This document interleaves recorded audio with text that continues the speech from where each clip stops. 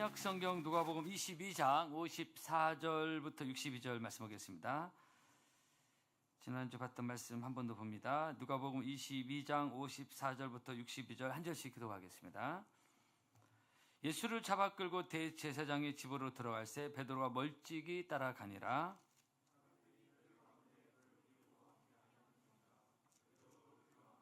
한 여종이 베드로의 불빛을 향하여 앉은 것을 보고 주목하여 이르되 이 사람도 그와 함께 있었느니라 하니, 조금 후에 다른 사람이 보고 이르되 너도 그 도당이라 하거늘 베드로가 이르되 이 사람아 나는 아니로라 하더라.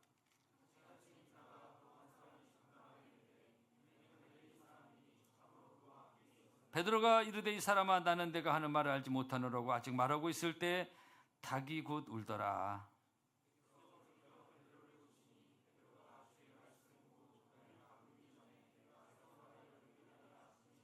밖에 나가서 심히 통곡하니라. 아멘. 할렐루야. 좋습니다. 한 번 더 파워 있게 청년들께 할렐루야. 네, 산부 예배 나온 청년 여러분들을 주의 이름으로 환영하고 축복합니다. 1, 2부 때 또 찬양 우리 예배 참석한 청년도 많이 있는데 옆 사람 인사합시다. 반갑게 반갑습니다. 인사합시다. 자, 우리 암송합시다. 시작. 다시 한번 시작.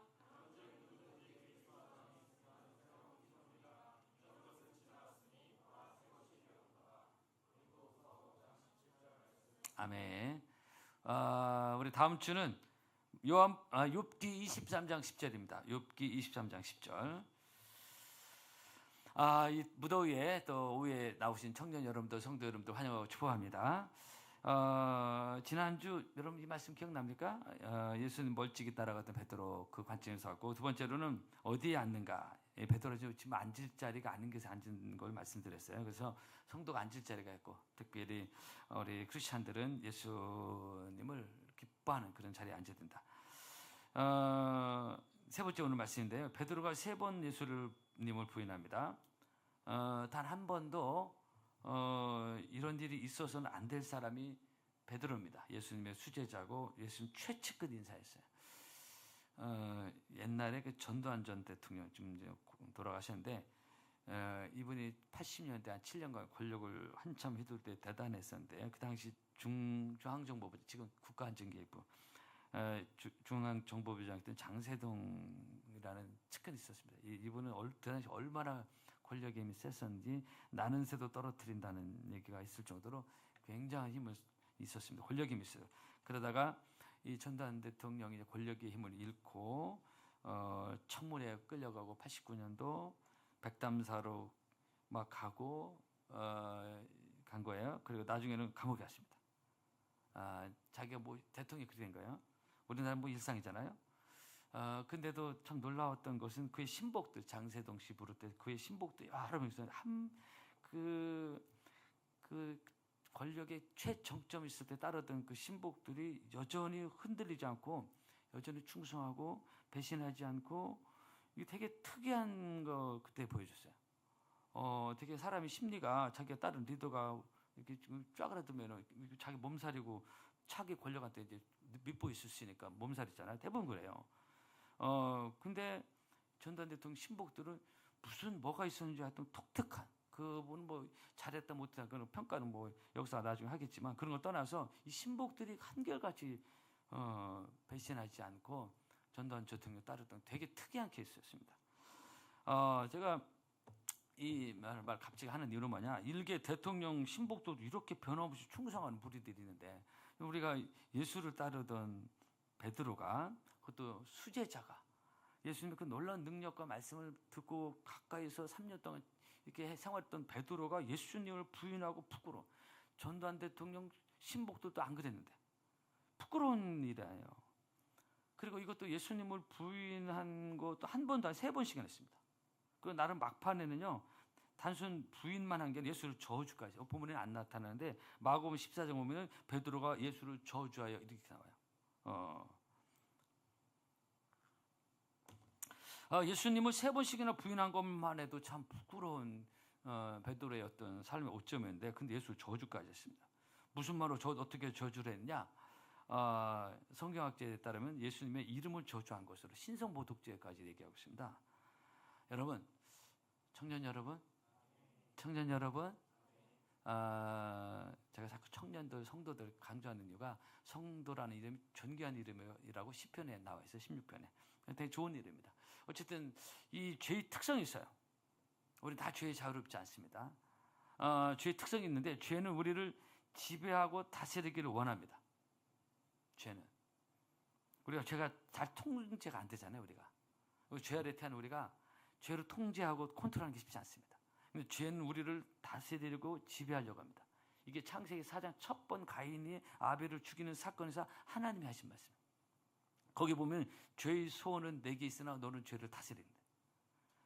이게 뭐냐? 영어를 보면은 죄의 소원은 너를 소유하고 지배하고 다스리는 것이다. 그러나 너는 죄를 다스려, 이런 얘기예요. 이게 지금.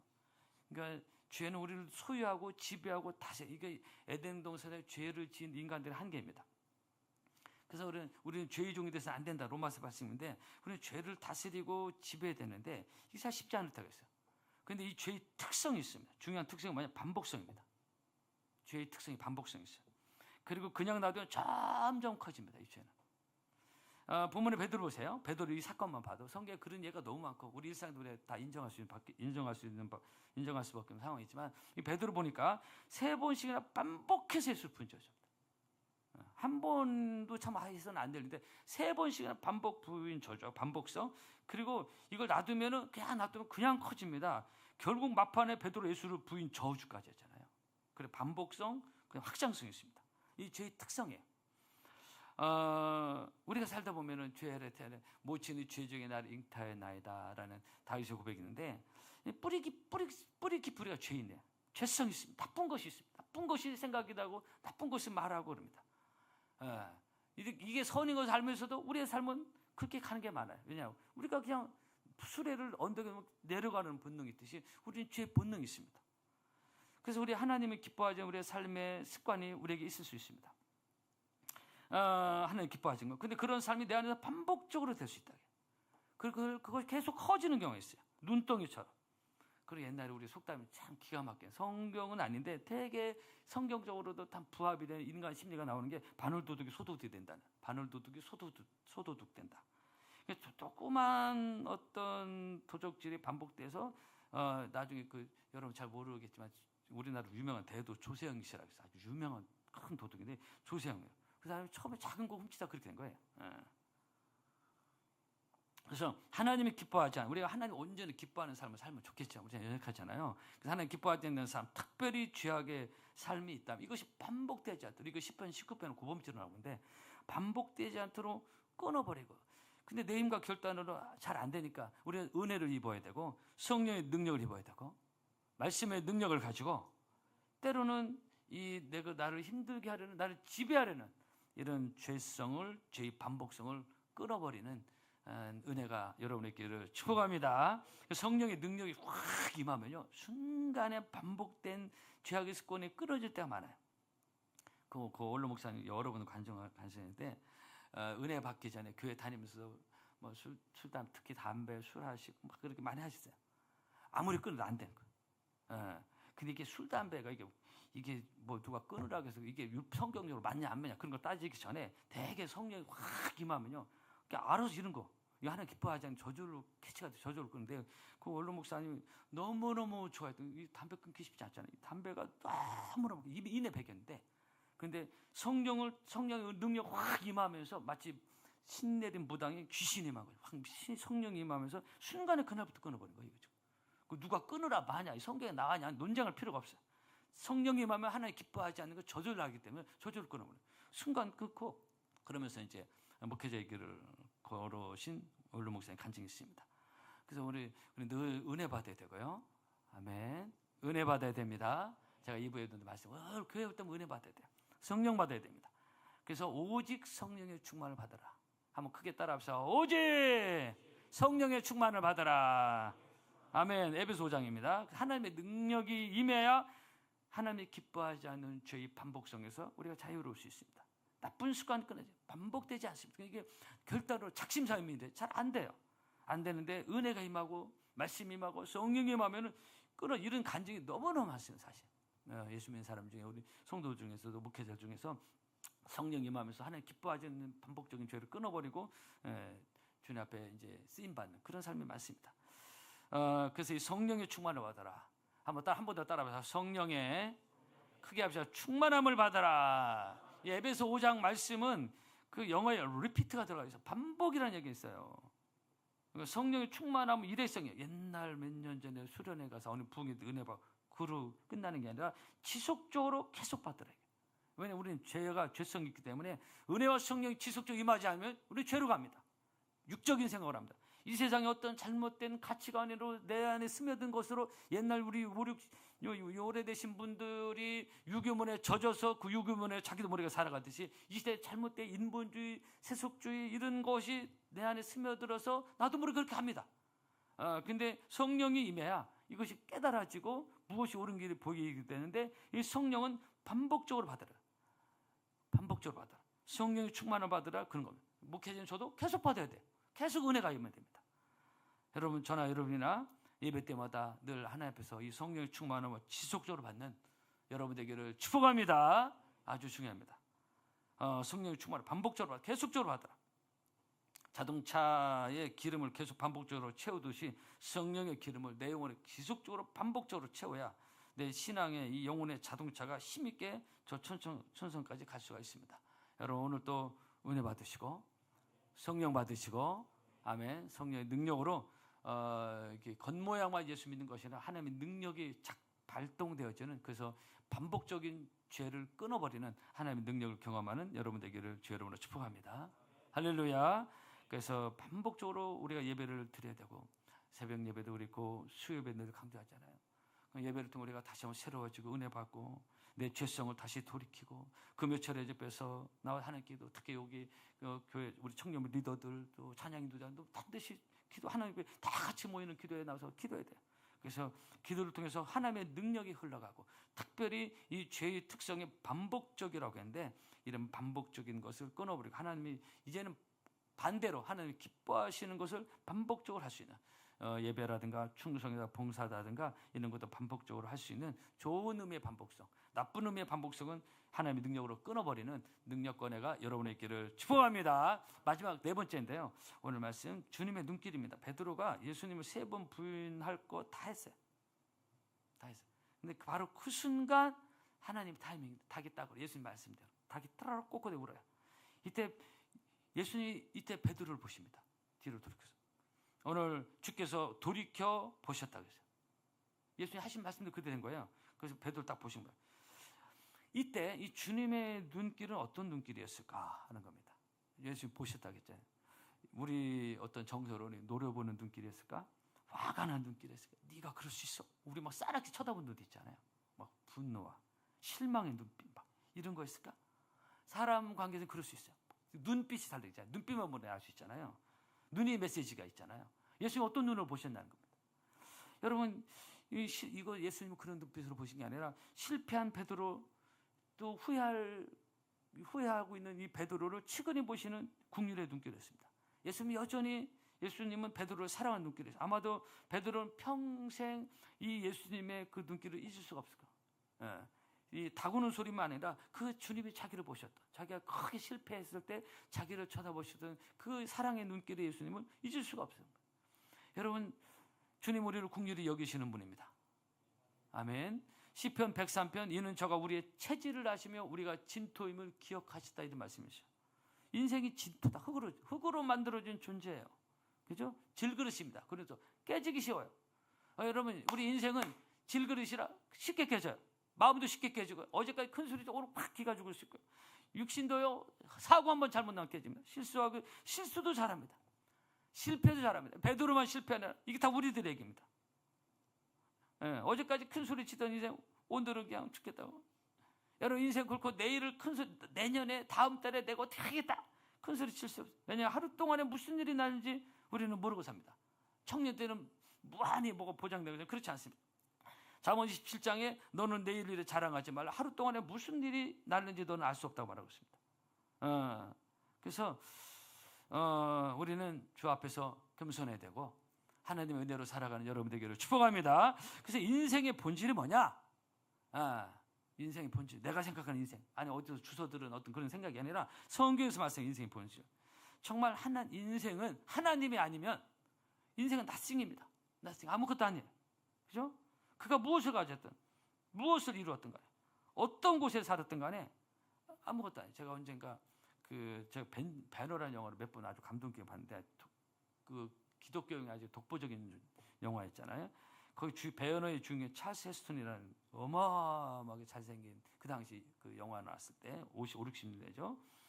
찰스 헤스턴이 주인공인데, 이 사람이 나이가 80 중반 돼가지고 나온 게 한번 사진을 본 적이 있어요. 와, 근데 내가 영화에서 봤을 때 정말 너무너무 잘생긴 이 찰스 헤스턴이, 뭐 나이면 누구나 생로병사니까 80 중반 완전히 할아버지가 돼가지고, 근데 집은 막 몇백 어마무시한 저택에 살고 있는 거야. 제가 그걸 본 거예요. 이제 언제 갈 날이 얼마 남지 않다. 그러니까 인생 확 바람같이 지난 거야. 그렇게 잘생기고 그렇게 잘 나가고 그렇게 인기가 있었는데, 야, 인생 금방이구나. 그런 집에 살면 뭐 인생은 잘 그냥 가는 것이고, 그냥 하나님이 확 풀어버리면 그냥 날아가는 인생이에요. 어떤 사람은 미국 가가지고 천신만고 끝에 박사를 받아갔어요. 한국에 왔습니다. 괜찮은 직장도 보장이 됐어요. 근데 이 사람이 귀국한 지 일주일이 채 안 돼가지고서 이 박사학위를 일주일이 채 안 돼서 과로사로 죽었는데요. 이건 극단적인 예가 할지 몰라도 이 박사학위 받는 게 쉬운 게 아니잖아요. 3년에서 5년 보통 걸리는데 너무 과로가 돼 스트레스 돼가지고 이 사람이 귀국한 지 정말 고생하고 왔는데 일주일 만에 죽었어요. 물론 극단적인 예라고 할 수 있지만 이건 인생은 내일 일을 모르는 거야. 우리 교회 그 윤복기 장인이 우리가 왔었고, 그 윤복기 윤향기가 형제잖아요. 그 윤향기 가수고 지금 목사님인데, 이분의 노래 솜씨가 뭐 너무 잘하고 색스폰도 잘 불고, 우리가 한번 초청해서 너무 은혜 받았고, 우리나라 굉장히 70년대 엄청난 가수였습니다. 우리 가요계로 완전히 주름 잡았던 유명한 가수 중에 한 분이 독보적인 가수가 윤향기입니다. 그 자매 윤복희 씨 마찬가지고. 근데 1976년, 너무 오래된 얘기죠. 가수왕이 돼가지고 시상식이 장충체권에 생방송이 열렸습니다. 그래서 시상식이 되면서 가수왕으로서 이제 노래를 부르게, 이제 가수왕이 된 거를 노래를 부르는 거예요. 근데 노래를 부르다가 이 윤향기 분이 그냥 피를 토하면서 쓰러진 겁니다. 거의 생방송 중에 급성 폐결핵으로 병원에 실려갔는데 6개월도 견디지 못한다는 거예요. 이때 윤향교 목사님 본인이 아주 원래 신앙생활 했던 사람인데 그렇게 열심히 안 했던 거예요. 그래서 하나님께 긴급 서원 기도한 게 뭐냐면, 하나님 살려주시면은 하나님께 영광을 돌리는 삶을 살겠습니다. 그 기도 마치자마자 이분이 기적적으로, 원래 죽어야 되는 가운데 피를 토하고 죽는 건데, 근데 이분이 하나님 기적적으로 살려줘서 거기서 죽지 않고 살아서 이제 목회자가 돼서 이제는 찬양을 통해서도 하나님께 영광을 돌리고 그런 쓰임 받는 사람이 된대요. 여러분, 우리 삶에 있어서 인기가 있다고, 아니면 돈 있다고, 아니면 세상에서 뭐 잘 나갔다고 큰 소리 치고 아무리 잘 나간다 해도 인생은 한순간에 어떻게 될지 모르는 거예요. 윤향기 씨가 그 한순간에 생방송하다 쓰러졌듯이 인생은 결코 내일을 보장할 수 없고, 다음 달을 보장할 수 없고, 내년을 보장할 수 없습니다. 그래서 우리는 매 순간 하나님의 은혜로, 날마다 하나님의 은혜로 살아가는 여러분 되기를 주의 이름으로 축복합니다. 축복합니다. 인생 언제든지 실패할 수 있고요. 그럼 언제든지 실수할 수 있습니다. 누구든지 그래요. 그래서 우리는요, 저를 보세요. 그 누구도 정죄하고 비판하고 걔 틀렸어, 자격이 안 돼, 그렇게 할 수 없어요. 제가 금요철에 좀 강하게 얘기했는데 메시지 주는데, 현장에서 가나보다 붙잡힌 끌려온 율법으로 죽여야 된다고 사람도 정죄도 다 들고 왔잖아요. 이 사람 죽여야 된다고. 근데 예수님 너희 중에 죄 없는 자가 먼저 돌로 치라고 했잖아요. 여러분, 우리는 누구 하나 예외 없이, 저부터 여러분 모두 예외 없이 부족하고 연약하고 실패하고 실수하기 쉽습니다. 죄인은 완전하지 않아요. 그리고 아주 깨지기 쉬운 존재들입니다. 쉽게 깨져요. 그래서 이사야 53장에 우리는 다 양 같아서 그릇에 각기 제 길로 가. 요즘 특히 자기 개념, 자기 생각으로 하는 시대잖아요. 사사시대처럼. 근데 성경에 말하기를 죄인이 각자 자기 일로 가는 것을 결코 선하게 보지 않습니다. 우리는 다양 같아서 그릇에 각기 제 길로 갔다 성경 말하고 있습니다. 의인 없는 하나도 없다고 말하고 있습니다. 이런 본문에 베드로 실패는 우리가 잘 아는 얘기예요. 근데 베드로만 실패 아니라 우리도 그럴 수 있어요. 우리도 얼마든지 그런 게 반복됩니다. 예수는 이런 우리를 잘 알고 계시고, 우리가 실수하고 내가 너무 좀 또 이 실수했네, 이 실패했네, 그럴지라도 넘어질 때마다 사람도 혹시 나를 정죄하고 판단하고 상종을 못한 사람을 어디 얘기할지라도 수군거려도, 그러나 주님은 여전히 나를 긍휼의 눈빛으로 보시고 사랑의 눈빛으로 보시고 용서의 눈빛으로 보시고, 이런 주님의, 베드로 보신 주님의 눈길이 바로 나를 보시는 주님의 눈길이라는 것을 기억하시고 하나님의 은혜로 살아가는 여러분 되기를 주의 이름으로 축복합니다. 축복합니다. 믿음으로 승리하는 여러분 되기를 축복합니다. 찬양하겠습니다.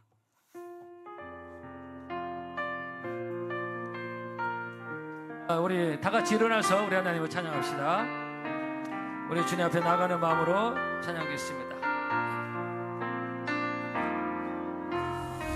주여 우리는 연약합니다. 우리 오늘을 힘겨워합니다.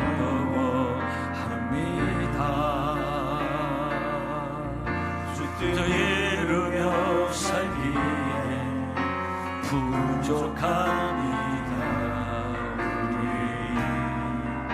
우린 연약합니다. 주여 우린 넘어집니다. 주여 우린 넘어집니다. 오늘 하루도 실수합니다. 주의 긍휼을 구하는 죄인입니다.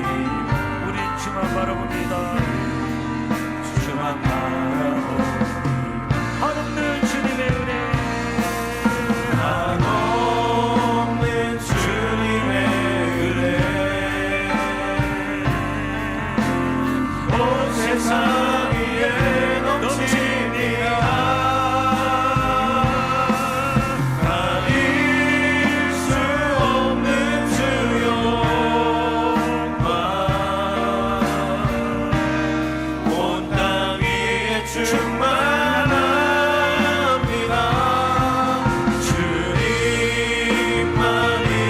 주님만이오니 우린 그 길 따라갑니다. 우린 그 길 따라갑니다. 그날에 우린 이루시 주를 완전합니다. 두 손을 펴고 한없는 주님의 은혜, 온 세상 위에 넘칩니다. 온 세상 위에 넘칩니다. 가릴 수 없는 주 영광, 온 땅 위에 충만합니다.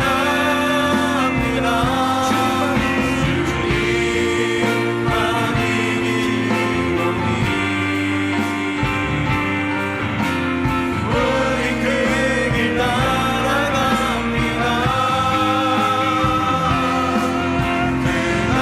그날에 우리 이루시 주는 완전합니다. 기도합시다.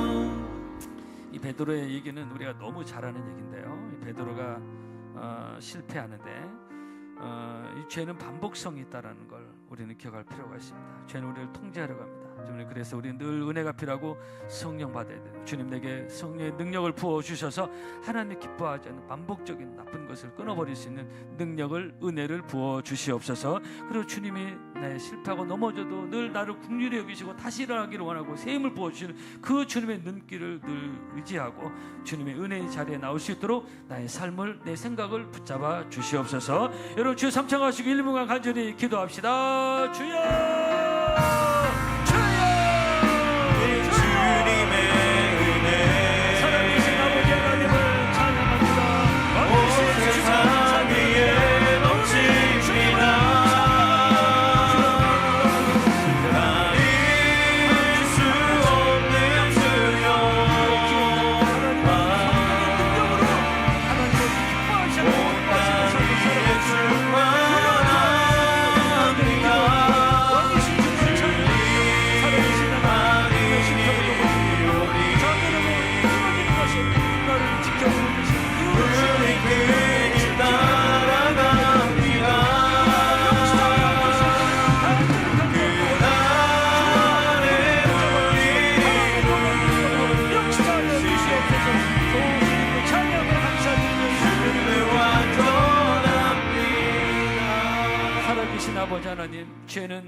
우리를 지배하고 다스리려 하고, 그리고 반복성 있고 확장성 있는 것을 늘 기억하며, 우리가 때로 연약하고 넘어져서 넘어질 때가 있지만 주의 성령 하나님 우리를 도와주시고 은혜로 말씀으로 깨우쳐 주셔서 하나님이 기뻐하시는 자리에 나올 수 있도록 하나님께서 우리의 삶을 도와주시옵소서. 특별히 우리가 연약하고 넘어져서 때로는 실패하고 좌절할 때가 있지만 그때마다 나를 긍휼히 여기시고 보고 계시는 베드로 보셨던 그 주님의 눈빛이 우리 안에 있는 것을 기억하고 늘 은혜의 자리, 예배 자리, 기도의 자리에 나와서 하나님과 교통하며 주님의 은혜와 셈으로 살아가는 우리 사랑하는 청년들이 되게 하여 주시옵소서.